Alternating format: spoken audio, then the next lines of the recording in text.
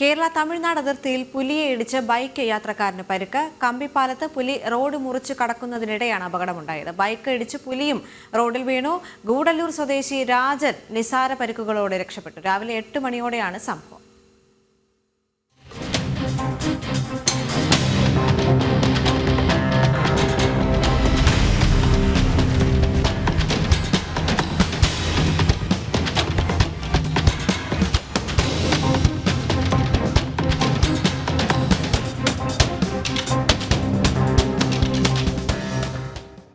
ശിവദാസ് കന്മനം ചേരുന്നുണ്ട്. ശിവദാസ്, ഈ ദൃശ്യങ്ങളിൽ നിന്ന് വ്യക്തമാണ് പുലി ഒരുപാട് സമയം നിലത്ത് കിടക്കുന്നുണ്ട്. അതിനുശേഷം മറ്റു ഉപദ്രവങ്ങളൊന്നും ഉണ്ടാക്കാതെ തന്നെ കാട് കയറിയിട്ടുണ്ടാകുമല്ലോ, അല്ലേ? തീർച്ചയായും അങ്ങനെ തന്നെയാണ്. ദൃശ്യങ്ങളിൽ നിന്നും അത് വ്യക്തമാണ്. ഇന്ന് രാവിലെയാണ് ഈ അപകടം ഉണ്ടായത്.